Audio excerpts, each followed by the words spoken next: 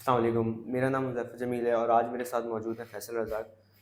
तो फ़ैसल भाई, आज मेरे पास कुछ सवालात थे, जैसे हमने लास्ट वीडियो में डिस्कस किया था सेल डीड और पावर ऑफ़ अटॉर्नी के बारे में। जी, तो जी। मेरे पास उसी हवाले से कुछ सवाल थे। पावर ऑफ़ अटॉर्नी की जो होती है, उसकी कितनी टाइप्स होती हैं? तो उस बारे में थोड़ा-सा। 2 टाइप्स होती हैं पावर की। अगर कोई पावर लेता है तो उसको एक नाम है इसका पूरा जनरल पावर ऑफ अटॉर्नी और रजिस्टर्ड डॉक्यूमेंट होता है। हाँ, तो उसके बाद एक अगर कोई दोबारा पावर करवाना चाहे तो वो कहलाती है जनरल पावर ऑफ सब अटॉर्नी। ठीक है, 2 टाइप्स हैं। ठीक है। अच्छा, इसके बारे में मुझे बताएँ कि जो इसकी कोई एक्सपायरी डेट होती है कि ये एक्सपायर हो जाती है या इस तरह से? देखिए जनरल पावर ऑफ अटॉर्नी या सब पावर ऑफ अटॉर्नी अगर रजिस्टर्ड है तो जिसके नाम है, अगर वो ज़िंदा रहेगा जब तक पावर रहेगी।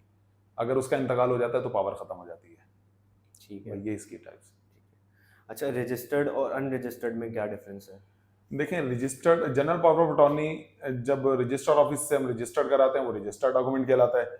अच्छा अनरजिस्टर्ड अगर रजिस्टर्ड नहीं कराते तो अनरजिस्टर्ड जो होती है वो ज्यादातर होती है special power of attorney. Special power of attorney जो है कुछ जगहों पर इस्तेमाल होती है लेकिन कोई अथेंटिक डॉक्यूमेंट नहीं होता ये। तो वो एक तो फर्स्ट क्लास में रजिस्टर्ड से लोग अटेस्ट करवाते हैं किसी किस्म के काम के लिए या फिर लेकिन उसमें कोई सेल परचेज नहीं की जा सकती। और दूसरा नोटरी पब्लिक से भी कराते हैं वो अनरजिस्टर्ड डॉक्यूमेंट होता है पावर। सही है। अच्छा फैसल भाई, मुझे बताएँ, जो ओवरसीज़ पाकिस्तानी हैं, अगर वो पावर लेना चाहें तो उसका क्या प्रोसेस है?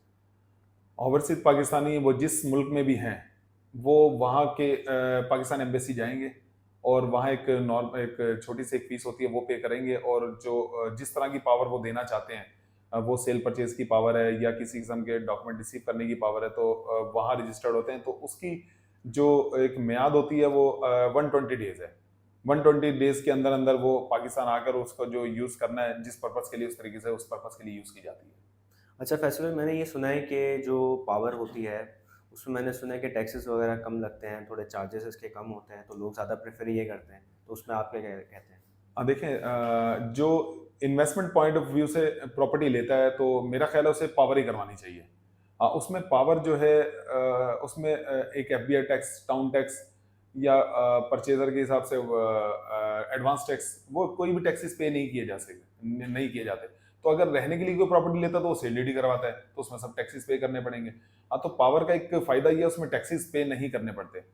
और इसके अलावा उसमें सेफ साइड ये है कि मेरा ख्याल है कि अगर 2 लोगों के नाम या 3 लोगों के नाम पावर करवा दी जाए, तो उसमें अगर खुदा न खास्ता किसी को कुछ हो जाता है तो उसमें क्लॉज़ होती है, तो वो अगर मेंशन करवा दी जाए तो उसमें प्रॉपर्टी में हमें किसी किस्म का कोई नादरा के ज़रिए से कोई ऐसा प्रोसेस नहीं है, तो उसमें जो भी एक पावर ऑफ अटॉर्नी अगर एक भी शख्स है तो वो पे उससे ट्रांज़ैक्शन कर सकता है उसके ज़रिए से।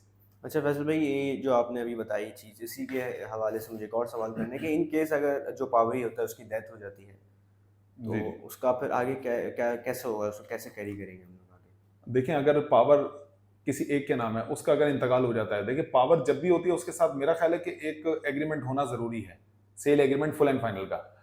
तो उसमें एक प्रोसेस है, लॉ एक लॉ है उसमें लॉयर करना पड़ता है, उसकी बकायदा वहाँ पेशियाँ होती है। तो उसमें अगर वो एग्रीमेंट अथेंटिक है, उस एग्रीमेंट के ज़रिए से जो है ना प्रॉपर्टी वुरसा को मुंतकिल की जा सकती है। उसमें नाज़िर जो कोर्ट से आता है, पूरा एक प्रोसेस है उसमें। उसमें जो पहले का एक ऑनर है उसे लेटर भेजा जाता है, उसका अगर कोई जवाब नहीं आता तो उसे नाज़िर के ज़रिए से जो प्रॉपर्टी को सेल डीड किया जा सकता है। इस तरीके से सेल परचेज़ हो जाती है उसकी।